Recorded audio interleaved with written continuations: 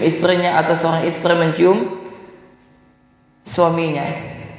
Akan tetapi kalau seandainya mereka saling bisa menahan hawa nafsunya. Kemudian fawaid yang kedua adalah bahwasanya bolehnya suami istri yang mana mereka saling bermesraan ketika puasa dengan catatan tidak berlebihan, tidak mengundang syahwat.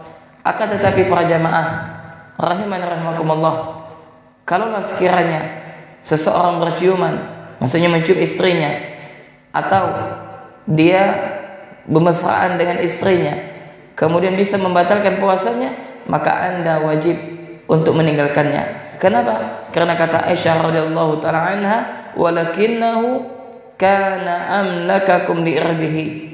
Akan tetapi Rasulullah sallallahu alaihi wasallam dia adalah orang yang paling bisa menahan hawa nafsunya. Ini sebagaimana penuturan ibunda kita tercinta Aisyah radhiyallahu taala anha. Kemudian fawaid yang selanjutnya, fawaid yang ketiga adalah kebiasaan Rasulullah sallallahu alaihi wasallam ketika beliau pulang ke rumah istri-istrinya, maka beliau adalah suami yang baik sekaligus menjadi ayah yang baik. Kenapa? Karena Rasulullah sallallahu alaihi wasallam menggauli istrinya dengan pergaulan yang baik, sehingga ketika Nabi sallallahu alaihi wasallam melakukan sesuatu, maka istri Nabi sallallahu alaihi wasallam mengetahui apa yang dilakukan oleh Nabi sallallahu alaihi wasallam.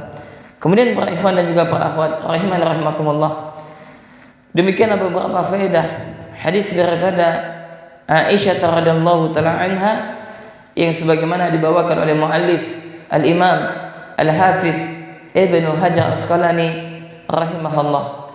Kemudian kita tambahkan satu hadis lagi, yakni adalah bolehnya seseorang ketika berpuasa dia berbekam. Akan tetapi para ulama silang berbeda pendapat. Ada yang mengatakan batal dan ada yang mengatakan tidak. Ada pun yang mengatakan tidak, itu adalah mayoritas para ulama. Ini sebagaimana disebutkan oleh Syekh Muhammad bin Shalih Utsaimin. Akan tetapi Syekh Muhammad bin Shalih Utsaimin rahimahullah di dalam kitabnya Majalis Syahr Ramadan, yakni di dalam kitabnya Majalis bulan Ramadan, beliau mengatakan bahwasanya salah satu pembatal daripada puasa adalah seseorang berbekam. Akan tetapi para ulama yang lain mengatakan tidak membatalkan puasa, dengan catatan kalau seandainya Anda berbekam lantas tidak bisa memberikan pengaruh kepada badan Anda. Misalkan kalau seandainya dia berbekam maka kondisi badannya melemah atau yang semisalnya, maka hal ini tidak boleh. Adapun kalau seandainya dengan dia berbekam kemudian badannya sehat saja dan tidak mempengaruhi puasanya, maka ini boleh. Kemudian pendapat ulama lainnya mengatakan bahwasanya hukum berbekam ketika puasa itu adalah makruh. Maka ya bahwasanya ketika seseorang yang hendak berbekam, maka dia harus melihat kondisi badannya.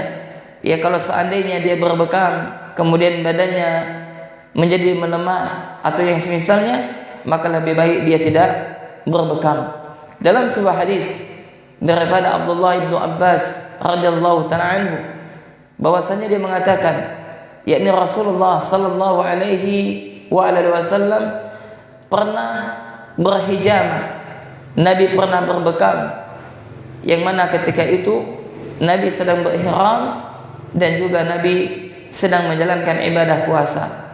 Qala musannif rahimahullah, hadis yang berikutnya hadis ke-687, wa in bin Abbas radhiyallahu anhuma, dari Abdullah bin Abbas semoga Allah meridhai keduanya, dia mengatakan anna nabiyya sallallahu alaihi wasallam ihtajama wa huwa muhrimun.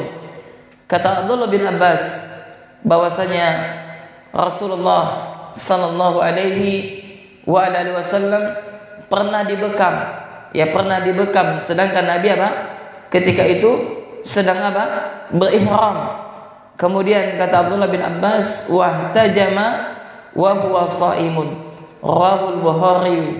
Dan juga kata Abdullah bin Abbas bahwasanya Rasulullah sallallahu alaihi wa ala alihi wasallam itu pernah berhijamah, pernah dibekam, padahal beliau ketika itu sedang berpuasa.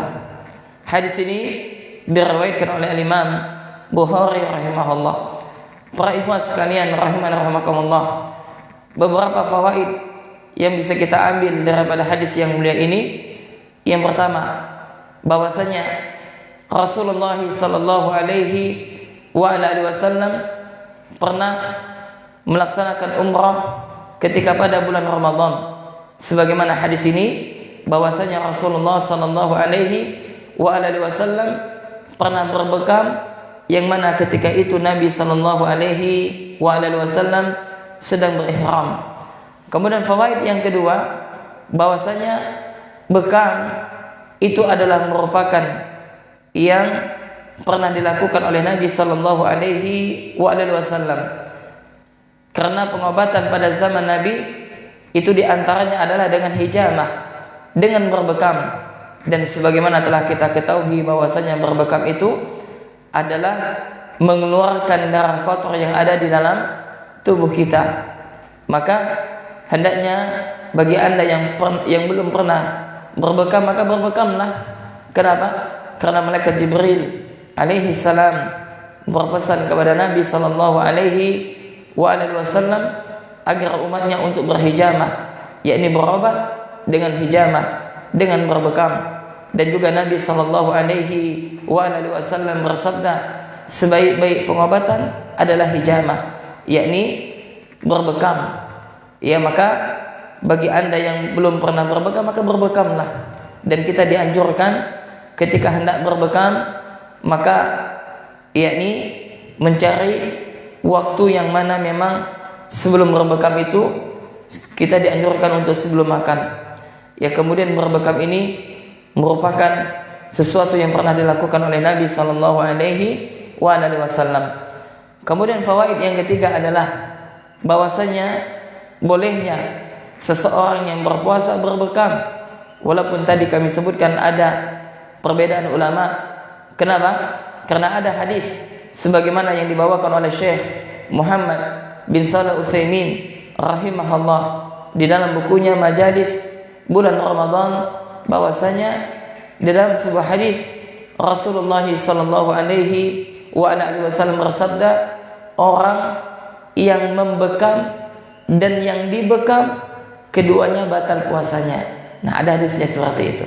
Makanya Syekh Muhammad bin Shalih Utsaimin rahimahullah beliau mengambil pendapat bahwasanya orang yang sedang berpuasa lantas dia berbekam, maka batal puasanya. Dan ada mengatakan tidak. Salah satunya adalah mengambil hadis ini, hadis yang diriwayatkan oleh Imam Bukhari daripada Abdullah bin Abbas, bahwasanya Rasulullah sallallahu alaihi wasallam pernah berbekam sedangkan Nabi wa huwa shaimun, padahal Nabi sedang menjalankan ibadah puasa. Kemudian para ikhwan rahimani rahimakumullah, dan juga kepada sahabat Muslim Mikir Indonesia chapter Singkawang, maka ketika seseorang yang dia memiliki ilmu tentang seputar menjalankan ibadah puasa Ramadan, maka dia akan yakin di dalam menjalankan ibadah tersebut. Inilah salah satu keutamaan orang yang berilmu. Dan sering kita sampaikan bahwasanya Allah Jalla wa Ala senantiasa memuji orang yang berilmu. Maka hendaknya dengan itu memberikan motivasi kepada kita untuk semangat senantiasa belajar. Dan juga yang namanya belajar tidak pandang usia. Kalau misalkan Anda sudah tua, tidak ada alasan bagi Anda untuk tidak belajar. Bukankah salah seorang tabi'in yang bernama Fudail bin Iyad, dia adalah salah seorang ulama tabi'in yang terkenal. Berapa usia dia belajar? Disebutkan ketika dia belajar usianya itu antara 35 sampai 40 tahun. Dan dulunya dia adalah mantan preman, mantan perampok, mantan suka pembegal. Akhirnya dia bertobat kepada Allah Subhanahu wa taala dan dia belajar dan akhirnya menjadi ulama besar pada zamannya. Subhanallah. Maka dengan itu hendaknya kita memberikan motivasi kepada diri kita agar senantiasa kita mempelajari ilmu, karena apa yang kita lakukan ini sebagaimana disebutkan oleh Syekh Shalih Al-Utsaimin rahimahullah di salah satu rekaman kajian beliau, ketika ada jamaah misalkan peserta yang perhatiannya di luar daripada kajian beliau, maka Syekh ingatkan, wahai fulan, katanya, bukankah engkau duduk di sini adalah untuk belajar? Bukankah yang engkau lakukan ini adalah sesuatu untuk mempelajari agama Allah, mempelajari syariat Allah Subhanahu wa taala? Naam. Demikian jemaah yang dapat kami sampaikan. Mudah-mudahan yang sedikit ini bermanfaat, dan insyaallah kita akan melanjutkan pada hadis-hadis berikutnya pada pertemuan yang ke-12 bismillah. Kita cukupkan sampai di sini. Subhanakallahumma wa bihamdika asyhadu an la ilaha illa anta astaghfiruka wa atubu ilaik. Assalamualaikum warahmatullahi wabarakatuh.